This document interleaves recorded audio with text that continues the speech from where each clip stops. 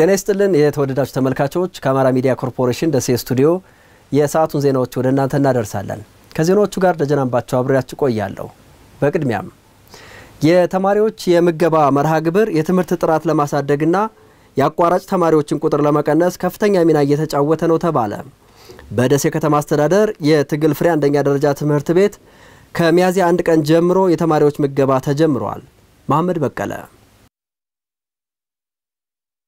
የተማሪዎች ምገባ መርሃ ግብር በትምህርት ጥራትና ያቋራጭ ተማሪዎችን ቁጥር በመቀነስ ፋይዳው የጎላ ሆኗል። በደሴ ከተማ አስተዳደር ከባለፈው ዓመት ጀምሮ በተለያዩ ትምህርት ቤቶች መርሃ ግብሩ እየተከናወነ ይገኛል። የሌሎች ትምህርት ቤቶችን ተሞክሮ በመውሰድ በትግል ፍሬ አንደኛ ደረጃ ትምህርት ቤት ከሚያዝያ 1 2017 ጀምሮ የተማሪዎች ምገባ መርሃ ግብር የተጀመረ ሲሆን መምህራን በመማር ማስተማር ሂደቱ ላይ ይገጥማቸው የነበሩ ችግሮችን እንደሚቀርፍላቸው ተናግረዋል። የማይመጡ ተማሪዎች አሉ። ምግብ ማለት የማያጠቅሱ ለምሳቃ ማለት ነው። ምግብ የማይበላ ልጅ አለ ለምሳሌ ከቤቱ።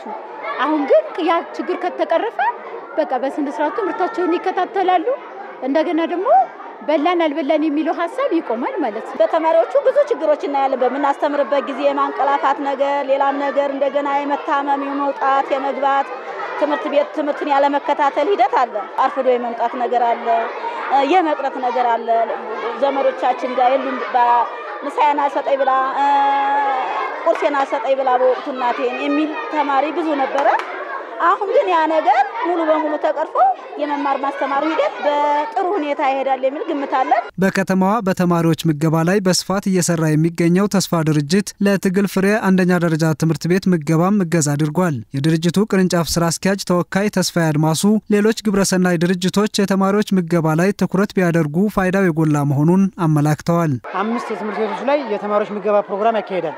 ቻይና ፋውንዴሽን የተባለ አንድ ትልቅ ተቋም አለ፣ ግብረሰናይ ድርጅት ነው። ከሱ ጋር በመተባበር ከ1100 በላይ ለሚሆኑ ተማሪዎች እንግዲህ የምገባ ፕሮግራም ያዘጋጀው። ስለዚህ ተስፋ ድርጅት በዚህ ፕሮግራም ላይ ወይም በዚህ የምገባ ሂደት ላይ አጠቃላይ የምግቡን ሂደት ሙሉ ለሙሉ የሚቆጣጠርና ምግቡን ሰርቶ የሚያቀርብ የሚመግብ አጠቃላይ ስራውን የሚመራ ነው ማለት ነው። ተማሪዎች ሲመገቡ ተማሪዎች ስለ ምግብ ሳያስቡ ሲቀሩ ጥሩ የሆነ ትምህርት አቀባበል ይኖራቸዋል ማለት ነው። ያ ደግሞ ለሀገር ነው ሄዶ የሚተርፈውና ስለዚህ ሌሎች ድርጅቶች ወደዚህ ስራ እንዲቀላቀሉ ጥሪ ማድረግ ወዳለ የትግል ፍሬ አንደኛ ደረጃ ትምህርት ቤት ተወካይ ርዕሰ መምህር የሆኑት አብዱ የሱፍ በትምህርት ቤቱ የተማሪዎች ምገባ መጀመሩ የትምህርት ጥራትን ለማስጠበቅ የሚደረገውን ጥረት ያግዛል ብለዋል። የምገባ ፕሮግራም እንዲጀመር ብዙ ግፊት እና ጥያቄ አከታትለናል። ትልቁ ጠቀሜታ ያየነው ከትምህርት ጥራት አኳያ ልጆች ለሙሉ ቀን ትምህርት እንሰጣለን። በተለይ ለ6ኛ እና ለ8ኛ ክፍል እንልካቸዋለን ወደ ቤት። ከሰዓት በኋላ ተመልሳችሁ ኑ ስንላቸው የሚመጣው በጣም ጥቂት ሰው። አሁን ግን ያሰብነው ምንድነው እንደ ትምህርት ቤት ያጣነው እቅድ እዚሁ ምሳቸውን ይበላሉ፣ በዚሁ ተመልሰው ወደ ክላስ ይገቡና የማጠናከሪያ ትምህርታቸውን ይቀጥላሉ ነው። ይሄ ለትምህርቱ ጥራት ትልቅ እገዛሉ።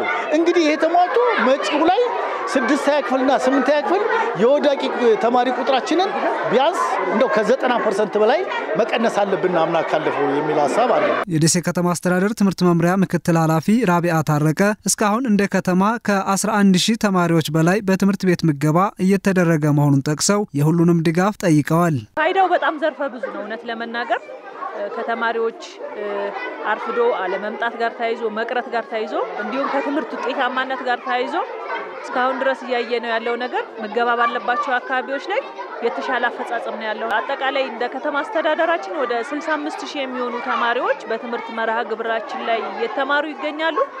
አሁን የምናስመግበው ተማሪ ደግሞ ወደ 11335 አካባቢ ነውና ብዙ ተማሪ ከኢኮኖሚ ችግር አንፃር ሳይበላ የሚመጣበት ሁኔታ ስለሆነ ያለው የአካባቢው ተወላጅ ማህበረሰብ መልካም ፍቃድ ያላቸው የንጆች ሌሎች ሰዎችም በዚህ መርሃ ግብር ላይ እንድናስቀጥል የዘወትር ትብብራቸውን ድጋፋቸውን እያደረጉልን ትውልድ ግንባታ ላይ እንዲያግዙን ጥሪያችንን እናስተላልፋለን።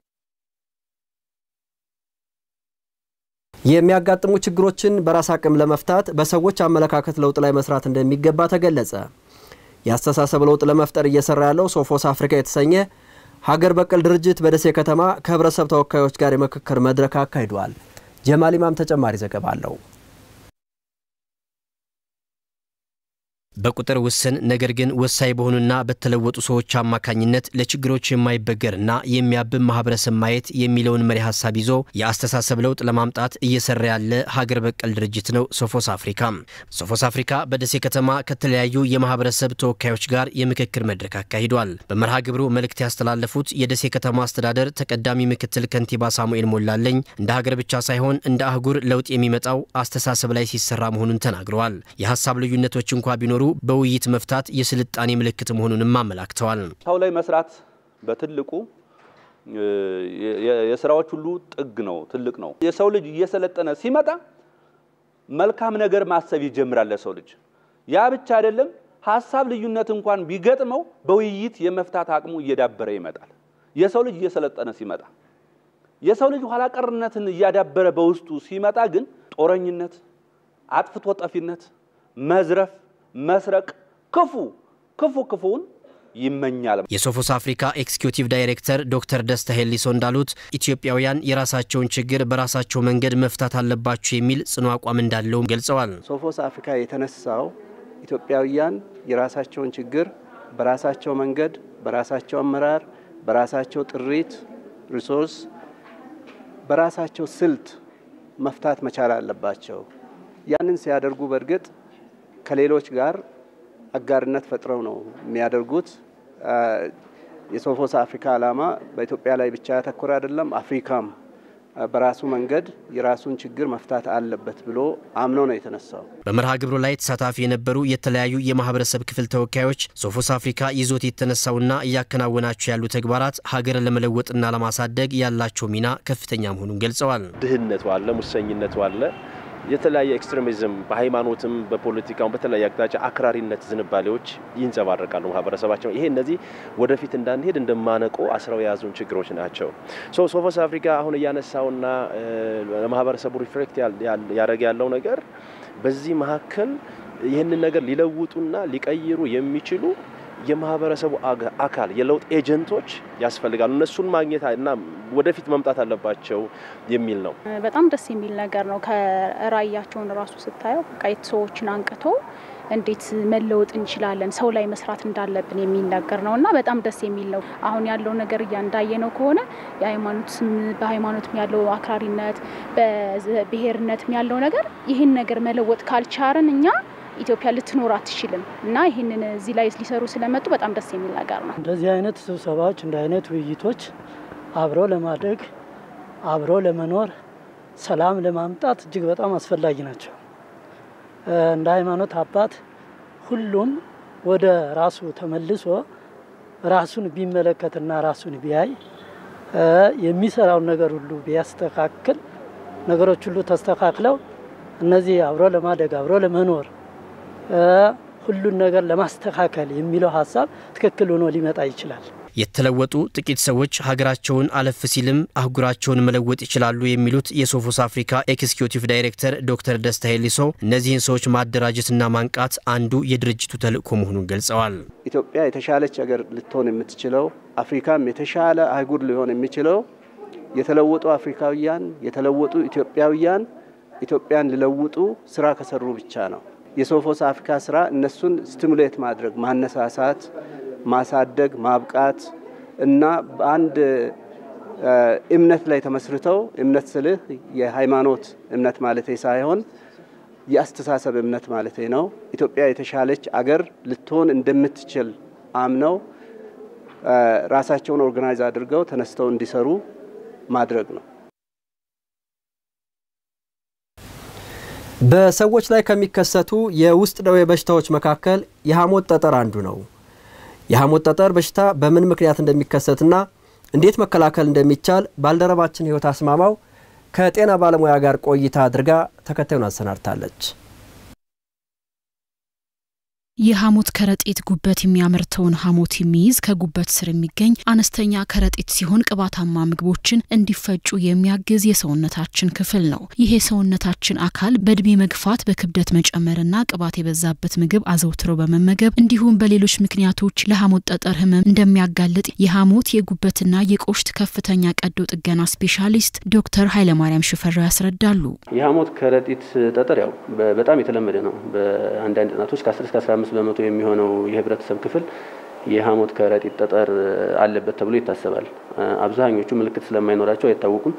ምልክት ይዘው የሚመጡት ግን ህክምና ያስፈልጋቸዋል። ተመራጩ ህክምና ቀዶ ህክምና ነው። በመድኃኒት ማከም አይቻልም። ሰውየው ማደንዘያ ወስዶ ወይንም ታካሚዋ ማደንዘያ ወስዳ ኦፕራሲዮን መደረግ እስከቻለች ድረስ ተመራጩ ህክምናችን የኦፕራሲዮን ነው ማለት ነው።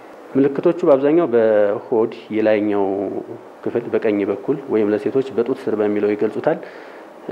ቅባትነት ያላቸው ምግቦች ከተመገቡ በኋላ ሆድ ህመም ይነሳል። ያ ህመም ለተወሰኑ ሰዓታት ይቆያል።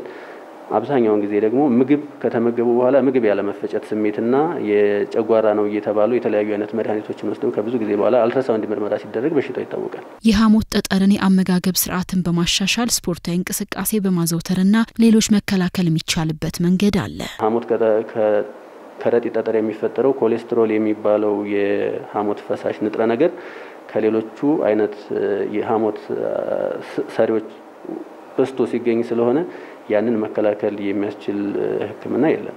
አብዛኛው ኮሌስትሮል ሊጨምሩ የሚችሉ አጋላጭ ናቸው ተብሎ ሊታሰብ ይችላል። ግን የሐሞት ኮሌስትሮል ብቻ የደም ኮሌስትሮል ሳይጨምር የሐሞት ኮሌስትሮል ብቻ የሚጨምርበት ምክንያት ስለማይታወቅ ይሄ ነው የሚባል ምክንያት የለውም።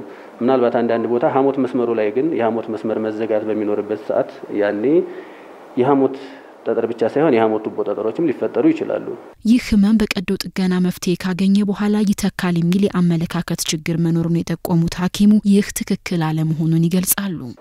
የሐሞት ከረጢት ጠጠሩ ኦፕራሲዮን የሚደረገው ከነ ሐሞት ከረጢቷ ስለሆነ አይተካም። ሙሉ በሙሉ ሐሞት ከረጢቷን ከነ ጠጠሩ ይወጣል። ያ ማለት ግን ሌላ ጊዜ ጠጠር አይፈጠርም ማለት ላይሆን ይችላል። የሚቀረው ቱቦ ውስጥ ስለሆነ ቱቦው ላይ የተወሰኑ ሰዎች ላይ ሊፈጠር ይችላል።